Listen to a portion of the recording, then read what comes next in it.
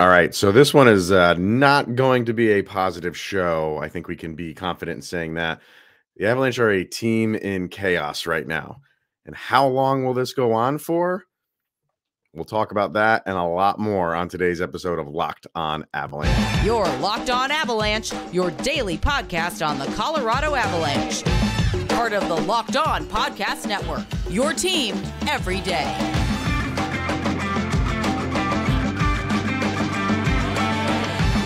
All right, everybody, welcome to the Locked On Avalanche podcast. We are part of the Locked On Podcast Network, your team every day. I am your host, Chris Maselli. With me, as always, Mr. Shaggy Von Doom, Kyle Sullivan. Thank you for tuning in, making this your first listen of the day. Always appreciated. Make sure to check us out on social media outlets.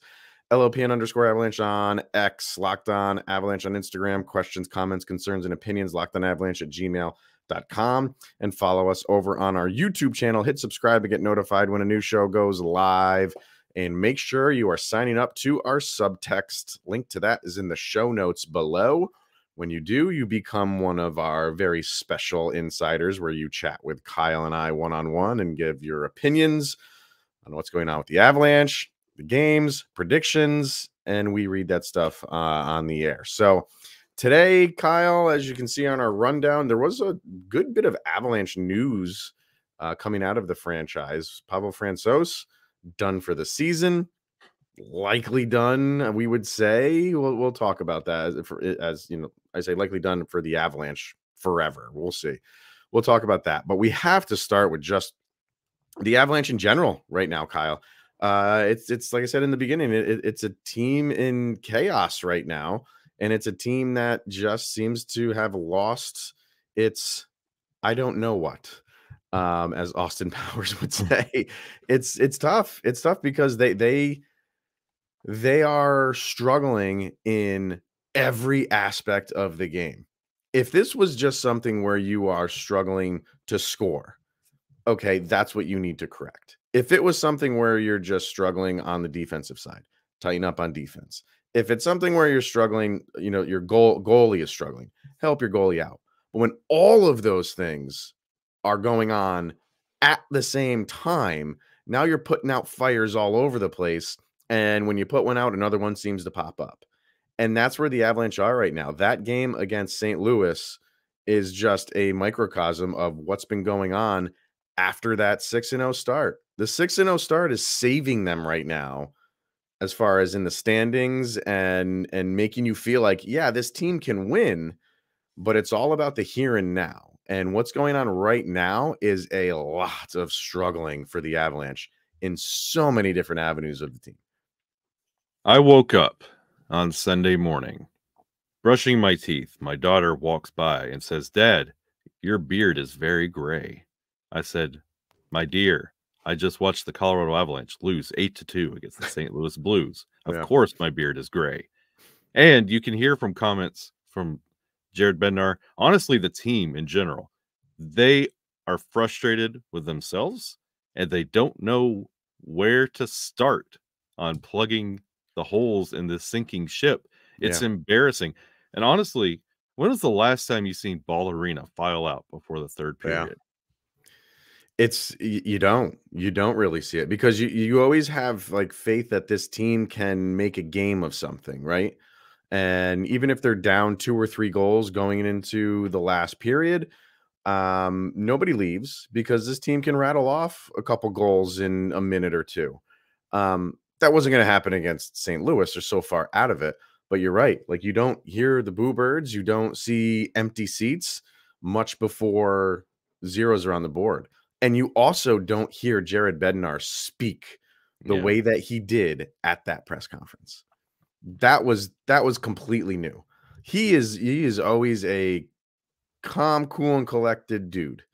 And he was very calm, cool, and collected, but it had a little, not a little, I should take that back, a lot of finger pointing. And he didn't name call. He didn't say specifically players. He didn't say them by name, but they knew, because you really can just say all of them. Yeah. You don't have to call them out by name because it's all of them. And I've never seen him like that. It's not that he was like over dramatic, but he was, the anger was in his voice and on his face And you're right. I mean, the players were saying the same things too. But this is just, if you haven't seen that, he's done a couple press conferences since then. But the one right after the game, go watch that. Not happy. So I don't know, man. Like it's we could be sitting here talking about individual plays and what they missed assignments on this play or that play. I don't have, like, normally I have a ton of tabs up on my computer right now with a ton of stats. None of that junk matters right now. This is in their heads, and they have to get out of their own heads and remember what they did a couple years ago, because a lot of that team is still here. Sure, you have some new guys, but man, this is now this is just how they are overthinking absolutely everything right now, and that will mess with your game. Doesn't matter what sport you're playing in. When you hear Jared Bednar spitting out salt and pepper to match those luscious locks of our head coach, things are serious. He usually has a positive spin for everything, but you could tell this is a message that was being relayed to the team before that press conference happened. And it's alarming. You know what? Saturdays are just bad days for the Colorado Avalanche. Just a week prior was the embarrassing Vegas game. The 7-0, just absolute. It was embarrassing. Yeah. And when you're looking at the NHL.com loves to do this, the last 5, I'm tired of looking at 2 and 3. And it's like the wins are nice. The losses are it's crazy. It's abysmal. They just can't lose a close game. Yeah. No, it's well, they did against Seattle. That was a close game. And if that game went another 30 seconds and it goes into overtime, and who knows? You know what I mean? 3-on-3 is a crapshoot, and the shootouts are a crapshoot. Let's just say they go into overtime and they lose in one fashion or the other, but they get a point, and you're like, okay. And then the Blues game happens. You're still upset about how they played in the Blues game, but you got a point in your pocket from the day before, so it's not all horrible. But you had 3 games at home this week, and you won one of them. Yeah. One of them. And that's where you're supposed to, like, do your damage. People are supposed to fear coming into Ball Arena. And I'm not saying that they don't, but people aren't fearing the Avalanche right now. And it doesn't matter where they're playing. But Bednar, I hadn't heard him say, like, my team gave up. My team quit. Yeah. I have never heard him say that. And I agree with him on both. I've never heard him say that, because I genuinely don't feel like the Avalanche ever quit. Even in that Vegas game. Even the Vegas game where it was 7-0, maybe the last 5 minutes or so, like, you're obviously you're not gonna go all out. But I saw for most of that game, that team, they didn't play well. You lost 7-0, but we had said for half of that game they were looking good, and they were only down 2-0, and then the wheels just fell off. For this game, it was like, wow, like, what, you gave up 3 in the first. Okay, that's not insurmountable. But in the third period, he clearly, everybody, including Jared Bednar, obviously, was not happy with how they played. And that was like a team that is used to losing, playing in a third period, knowing that they can't win the game, and then just phoning it in. That was a bottom dwelling team. And I don't, that's the Arizona Coyotes. That's the Chicago Blackhawks. That's how they played, knowing that they're going to lose that game. So why bother? You don't see that from a Colorado Avalanche team over the past 5 years, 6 years. You don't. Maybe more than that. 7 years. Maybe the first Jared Bednar season is the only season that you could say that. Ever since then, this team is a team that goes out there, tries hard, puts in the effort. And to see how they performed in the third was just like, wow. So I feel like he's going to turn them around, because this team is too good to continue this. But that should have been an eye opener for everybody after those comments from him. After the Colorado Avalanche secured that NHL record for consecutive road wins, and the abysmal effort after that, it was get them back in Ball Arena, get them back in Ball Arena.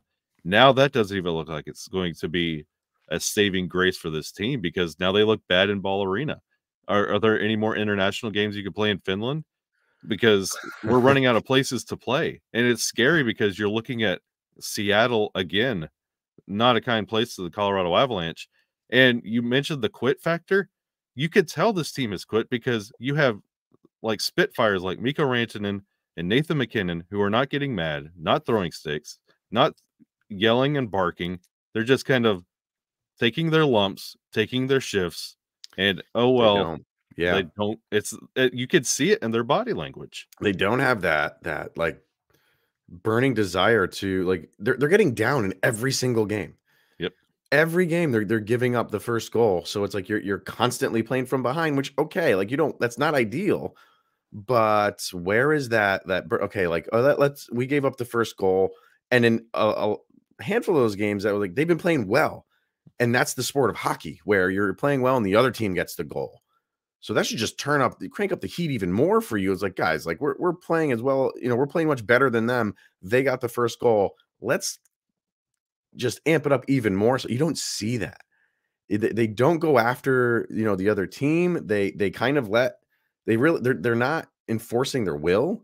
They're not, if someone gets hit, they're letting it happen. It's a very odd thing to see right now. So I don't know if this is just something where it's like they've been good for so long, they just feel like that's going to win the day.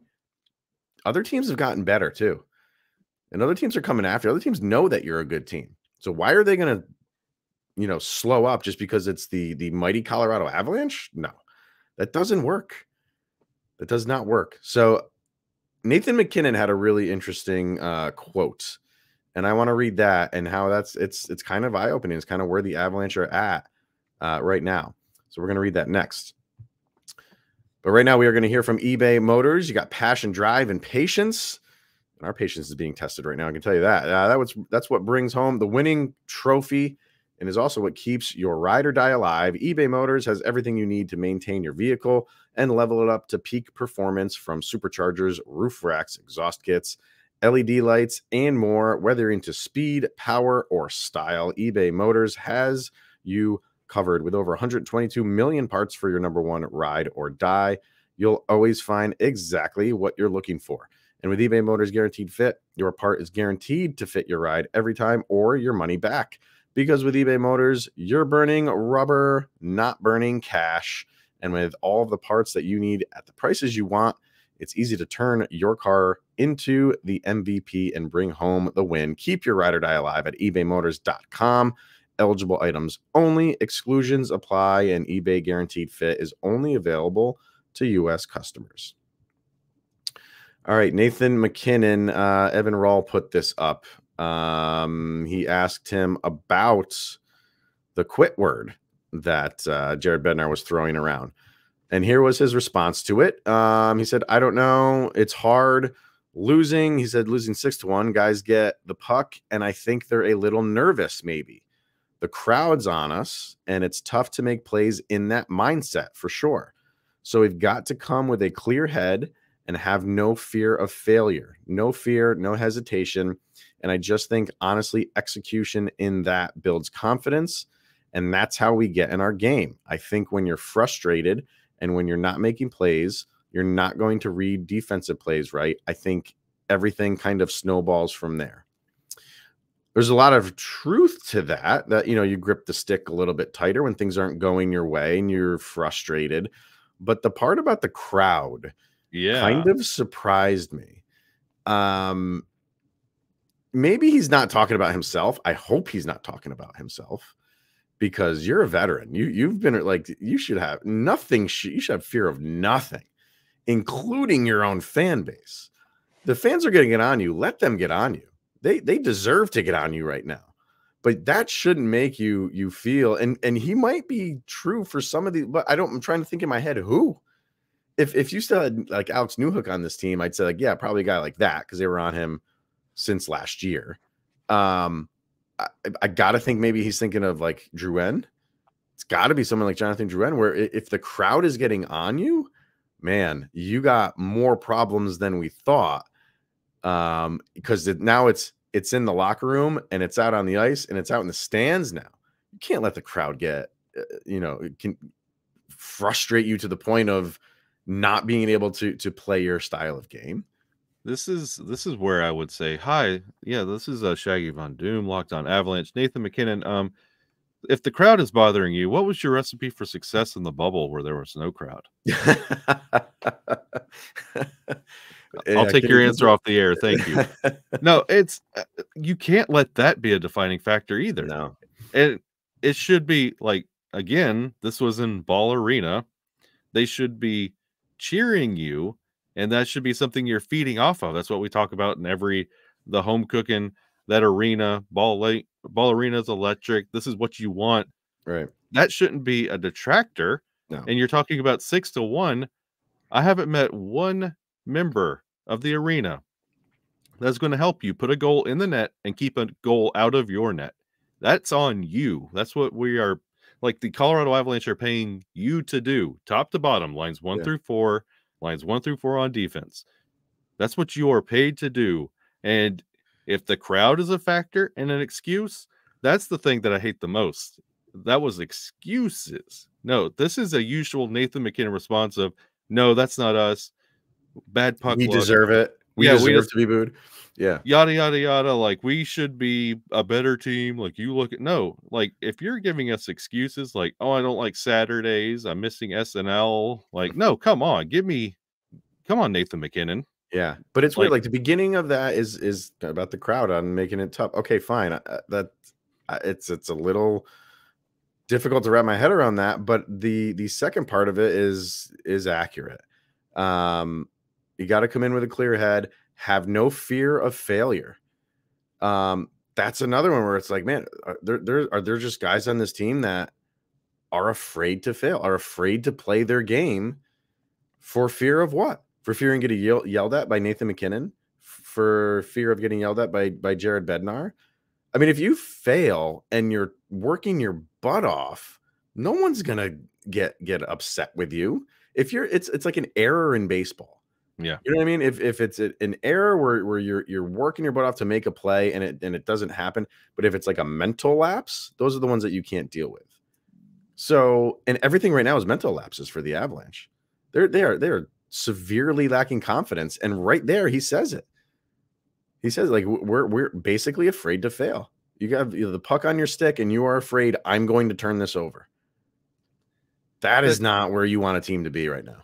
And that's a twofold thing right there. That one, the entire quote is, again, to what we were talking about in the first segment, giving up and quit and losing that fire. None of that sounds like there's fire. And talking about losing to like being scared to fail, that's again, that sounds like an individual performance problem, and it doesn't sound like a team mindset. I don't know. I think it's both. I think it's definitely individual, but it's because he also mentions lack of execution. They're not executing how they normally play. They're not. Those neutral zone passes are so horrendous. In the last 2 games, Seattle and the St. Louis game, those neutral zone transitions and passes are just atrocious. And how are you supposed to gain any momentum when you are stumbling through a weird NHL Follies tape to try and get your offense going? You just can't do it, and you're making it harder on yourself. And I'm hearing a lot of, for this game in particular with St. Louis, the Ross Colton goal that he should have had, like the kind of a wide open net, it would have made the game 1-1. And I'm hearing a lot of people like, if he had made that, it might have been a different game. You're out of your mind if you think that. Sure, it would have been a tie game, and we're back to 0-0, and then it would have been a 7-1 game. That goal would have meant nothing the way that this team is playing. And you can talk about, momentum swinging and stuff like that. The Avalanche have zero momentum, none. They would have gotten a goal. St. Louis would have just gotten back to work, and we still would have had that same outcome. That goal would have done absolutely nothing. That's where the Avalanche are right now. And I've said it before, like when they've had opportunities and they don't get them, you question, when is the next one going to come right now? And it's kind of what Nathan McKinnon is saying. We're lacking confidence. We're not executing. They're not doing, there's no facet of the game right now where you're comfortable, where you feel good. And even the penalty kill was it. and maybe you still hanging on to that for a little bit, but you've given up 4 shorthanded goals in the last 2 games or 3 games over. I don't know. You know, there was 2 against. I think your mic's off. Fix your mic, but you're giving up shorthanded goals now. So maybe your penalty kill is still okay, but you're giving those up. Now you're giving up power play goals. Like it's there. Like I said in the beginning, your offense is struggling to produce. Your defense is clearly struggling, and that's the weird thing is like these are not 4-3 games. Like you are getting blown out of the arena right now, and that like this is. Go ahead. Yeah, your special teams giving up like you're letting players get hat tricks off their shorthanded goals. When's the last time the Avs gave up 2 hat tricks in the same game? And those power play goals that the Avs are letting go by them, they're not in the garbage time when the player is returning to ice full strength. It's like 15 seconds, 30 seconds into the power play, 2 passes and boom. Like that, there was some power plays in that St. Louis game. Like as soon as they put up the graphic on who's going in the box, the goal's in the net. It's that bad. Yeah. There's nothing redeemable. So the penalty kill that LOC used to shine on, the penalty kill is now getting stinky. A little bit. Yeah, it is. It is. But I don't know, man. Like again, I'll go back to this is a rut that they're in right now. I don't think this continues for a full season. I don't think this is who the Avalanche are this year. Yeah, this is a really tough stretch, and thank God for that 6-0 start because they would be Edmonton right now if they didn't have that 6-0 start, and now you're needing the rest of the year to catch up. So I don't think this defines this team. I do think they overcome this stuff and figure it out. I think they're too good. They have too much talent on this team for this to continue for a full season.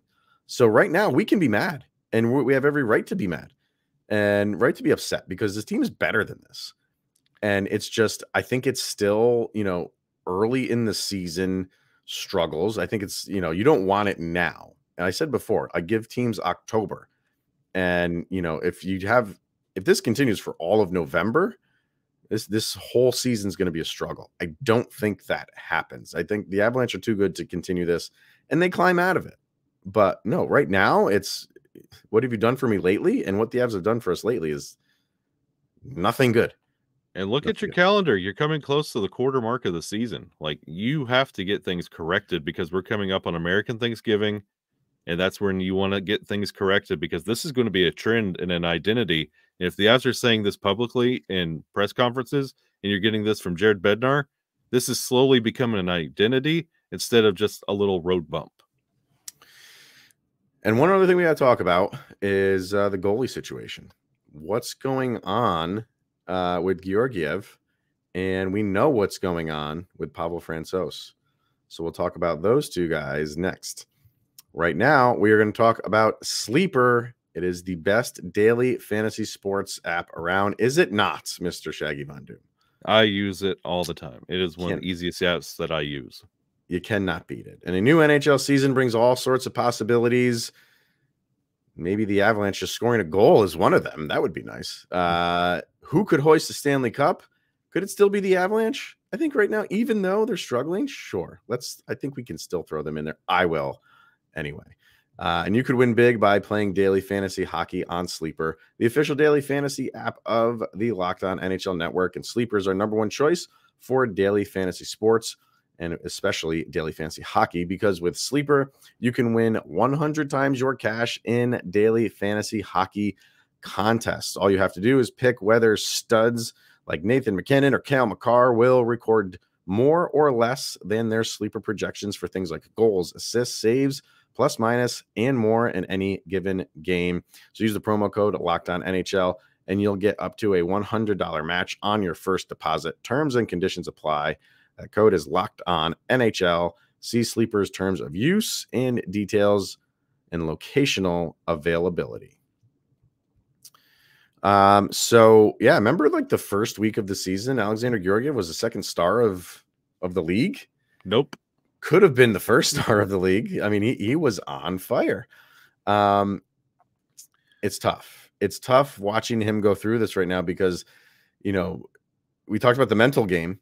And I think the mental game is amped up even more so for goalies. And with as much as he's letting in, that's really, really, that you don't want a goalie in the mindset he's in right now, because now it's any shot that's directed towards me, I just hope I can save this thing. He has a sub 90% save, and that's not where you want to be. So, and I've been seeing the nickname Forgiev floating around because 4-goal minimum. It's not what you want. Minimum. I don't know. Like, it's tough. It's tough watching him right now because goals he should be saving and did save last year are not going through. He went through a little rut last year. He did. They had that 7-8 game losing streak, and there was a lot of struggles, and he came out of it. So you're not ready to throw the towel in him by any stretch of the imagination, but he's going to have to be the guy because we found out Pavel Francouz is done for the year. We thought that could be a possibility, but when a guy is ruled out for a while at the beginning of the season, you kind of feel like, well, he's got all year to come back. Maybe at some point in the year, maybe towards the end of the year, he makes his debut after like the trade deadline or something like that. That's not the case for him. So he is done, and he could be done forever because this is the last year of his deal. And he's going home. He's not hanging around. He's not rehabbing. He's going home. Yeah. So now, like, you have even more pressure on Georgiev, and Prosvetov has looked okay. But Frankie was that guy that when you put him in, you just felt like he was as capable as your top dog, and now that's gone. So what's this mean? Oh, it's interesting. I'm glad they came out with this news and not Landeskog news on top of this, and on top of the Lehkonen news on top of that. Let's just really kick us while we're down here. But no, I think this is going to be the end. I am the big Frankie guy. I love him to death. I loved when he would play, but it became more of when he was not playing. It was the end of Frankie's tenure. It's going to be one of the greatest. Just sit around with your Avalanche friends and say, man, what if we ever had a healthy Francouz? Imagine what that would have looked like. That's going to be the conversation for the end of time. I don't think we'll ever see it. And I don't think we'll see him lace him up again. Yeah, maybe not for the NHL. You never know. I mean, what's he, 33 years old? Yeah, he's an old. I think he's an old 34. Yeah. I just had it right there. Oh wait, here it is. LTIR. He's 33. But I don't know when his birthday is. So you don't know. You don't know how that's gonna. You just feel bad for the guy though, because he just could not stay healthy over the course of the past several years. So now they got a backup situation. Hopefully, Prosvetov, works out for them and can be that guy that they can rely on. But it's just the way things are going right now. Just everything is just bad. They did sign Kiviranta to a deal. So he, okay, then I think he's been playing well. Like, he earned that spot. And for a while, that fourth line was looking pretty good. It's been broken up a little bit because they're bringing up Logan O'Connor to the third line. But I think he's held his own. Is he deserving of it? Sure. And is this going to move mountains? No. But I think it's kind of you feel good for a guy like that. He gets a PTO, and now he's got a 1-year deal. Yeah, he's looked okay for the Eagles. He hasn't been bad. So, I mean, honestly, who could complain with a new face on this roster? Maybe this will fire up his line mates. Maybe this is the spark we need. But no, it's honestly, with the Lehkonen news, it's needed at this point. Yeah. And then Sam Malinsky gets called up. That's concerning. Okay. What are we thinking about that, sir? Watching the end of that St. Louis game. Yeah. I'm curious to see what the lineups are going to look like, because this is a short little trip. Curious to see what the lineups look like, because there were some. I know there was Sam Girard was absent in practice, Manson, and I believe Taves was as well. So I'm curious what this team looks like health-wise after that St. Louis because you heard from Bednar, this Mhm. team is dinged up and they're kind of hurting, and you don't know the extent, if it's overnight, day to day, week to week. Yeah. But guess what? The Avalanche are injured. Stop me if you've heard that before. Yeah, I will see what happens. Like, they were calling up Caleb Jones too, but he wasn't seeing any action. So is this just a placeholder on a roster spot? Could be. But are you really wanting to mess around with throwing in someone like Sam Malinsky right now just to get him some time the way that you're playing? Yeah, I don't feel like this is don't a think so. for fun move. No, I think that, but why not just bring Caleb Jones up again? Like I think don't know. I think I don't know. honestly both might be. I think Caleb's still up, if I'm not mistaken. I don't think Caleb has gone They back didn't down. send him back down because they sent Tufty back down again. But I don't. You're right. I don't think that remember was a seeing- paper move. I think Sure. I think Tufty's still up, and I think Caleb's still up, and I think Yeah. Malinsky's still up. So again, the roster when it gets dropped at Yeah. 5 minutes before puck drop, I think it's going to be I don't interesting. know. We'll see. Well, things are just so in flux right now with this team, and I think I was just mixing up Kiviranta and Olofsson while I was talking about Kiviranta for some reason. That's how my mind is right now. I'm all over the place with like where this team is playing. Oh, it was nice to see Olofsson. Yeah. I don't know. I'm just you're upset right now watching this team because you know they're better than that. You know that they're better than what they're playing. So, and again, like bringing up like Malinsky, if he plays, it's not like, hey kid, like learn on the job. It's like, no, we need stuff out of you right now. Yeah. I don't know. I don't think there's any like really injuries or anything like that on the defensive end where they would slot him in anywhere. I think it's just a roster move right now, but man, I haven't. I saw. I think Taser was slow towards the end of that game. Like he took a puck in a block shot, and he was slow. And I believe Manson was also a little. I think he was gamed up a little bit. So I think there's something going on. Jared Bednar did say at his press conference on Sunday that they wanted to have kind of like an intense practice. But they didn't have enough guys to practice because a lot of guys are banged up. So you might be onto something there with some injuries that we don't see. That the next day things start to tighten up. That could be that. So I don't know. It remains to be seen if we will see him. How do we think this game's going to go? It's kind of up in the air. I don't. Seattle matches up well with them. The Avs are in flux right now. But it's on the road, and we've said before that sometimes that's the best thing that you need is just to get away from home, get some on the road games. I don't know if Seattle's the one right now. I'm not saying Seattle's this incredible team, but they've had your number. You would expect the Avalanche to be angry in this game and come out with a win, but with the injuries, who's going to be angry? If it's all fresh faces, yeah, they just got to be angry, just from outsiders' point of view, basically, right? All right. We'll see how this thing goes. Hopefully the Avs can get on track here because they're too good to keep this going for too long, but we shall see. But that'll wrap it up for today. Fire away in the comment section. Make sure you subscribe to Subtext to let us know, and we'll read your comments on the air. All right. That's going to wrap it up. He is Mr. Shaggy Von Doom, Kyle Sullivan. I am Chris Maselli. This is the Locked On Avalanche podcast. We'll see you guys tomorrow. Hopefully we can get a win.